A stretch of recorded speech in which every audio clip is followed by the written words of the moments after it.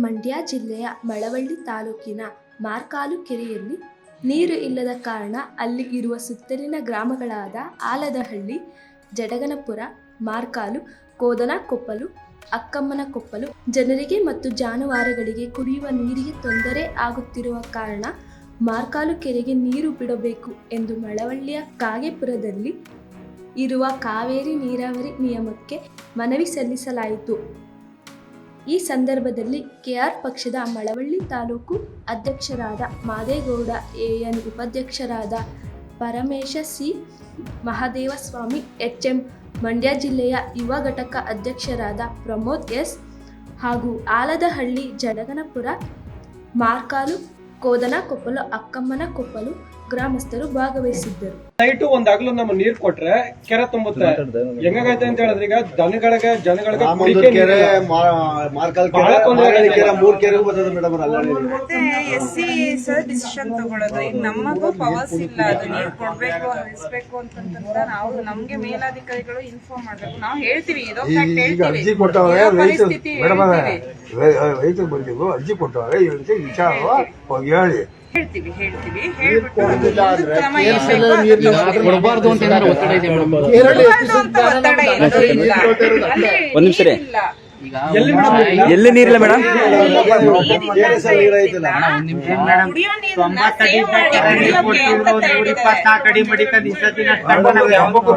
ನೀರಿದ್ರೆ ನಮ್ಗೆ ಕುಡಿಕ್ ನೀರು ಆಟೋಮೆಟಿಕ್ ಆಗಿ ಇಲ್ಲ, ಟ್ಯಾಂಕ್ ಅಲ್ಲಿ ವ್ಯವಸ್ಥೆ ಮೇಡಮ್, ನೀವು ಈಗ ಬಂದೇಡ್ಕೆ ನೀವು ಹೇಳಿದ್ರಿ ನೀರ್ ಕೊಡಬಾರ್ದು ಅನ್ನೋ ತರದಲ್ಲಿ ನಮ್ಗೆ ಹೇಳಿದ್ದಾರೆ ಅಂತ. ನೀರ್ ಕೊಡಬಾರ್ದು ಅಂತಂದ್ರೆ ವ್ಯವಸಾಯಕ್ಕೆ ಸ್ವಲ್ಪ ಇದ್ ಮಾಡ್ಬೇಡಿ, ಕುಡಿಯೋಕೆ ಸ್ಟೋರ್ ಮಾಡ್ಕೊಳ್ಳಿ ಅಂತ ಇದೆ. ಬೇಸಿಗೆ ಕಾಲ ಜಾಸ್ತಿ ಆಗಿದೆ, ಕುಡಿಯೋಕೆ ಯಾರ ಹತ್ರ ಹೇಳಿರೋದು? ಅಲ್ಲ, ಗೌರ್ಮೆಂಟ್ ಇಂದ ಆರ್ಡರ್ ಬಂದಿದೆ. ಗೌರ್ಮೆಂಟ್ ಸರಿ, ಗೌರ್ಮೆಂಟ್ ಅಂದ್ರೆ ಯಾರು ಅಂತ ನಾನು ಕೇಳ್ತಾರೋ ಅಂತ. ಗೌರ್ಮೆಂಟ್, ಈಗ ನಾವು ಗೌರ್ಮೆಂಟೇ, ಆದ್ರೆ ಗೌರ್ಮೆಂಟ್ ಅಲ್ಲಿ ನಿಮ್ಗೆ ಹೇಳಿರೋರು ಯಾರು? ನಮ್ಗೆ ಹೇಳಿಲ್ಲಪ್ಪ. ಇದು ಲೆಟ್ರು ಬಂದಿದೆ, ಸರ್ಕಾರದಿಂದ ಲೆಟ್ರು ಬಂದಿದೆ. ವ್ಯವಸಾಯಕ್ಕೆ ಸ್ವಲ್ಪ ತಡೆ ಹಿಡಿದ್ರೆ ಕುಡಿಯೋದಕ್ಕೆ ಕುಡಿಯೋ ತರದಲ್ಲ. First ಕುಡಿಯೋದೇ important ಅಲ್ವಪ್ಪ. ಈಗ ನಮ್ಗೆ ಕುಡಿಯೋದಕ್ಕೆ ಎಷ್ಟು ಅದು ಮುಖ್ಯವಾಗುತ್ತೋ ವ್ಯವಸಾಯಕ್ಕೂ ಅಷ್ಟು ಬೇಕೇ ಬೇಕು. ಒಬ್ಬ ರೈತ ಬೆಳಿಲಿಲ್ಲ ಅಂದ್ರೆ ನಾವ್ ಏನ್ ಕುಡ್ಕೊಂಡು ಏನ್ ಮಾಡೋಣ? ನೀರ್ ಕುಡ್ಕೊಂಡು ಜೀವನ ಮಾಡಕ್ಕಾಗತ್ತಾ? ನಾನು ನಿಮ್ಮನ್ನ ಪ್ರಶ್ನೆ ಮಾಡ್ತಲ್ಲ, ನಾನು ಇದು ಅಂತ ವಾಸ್ತವನ ಹೇಳ್ತಾರೋ ಅಂತದ್ದು.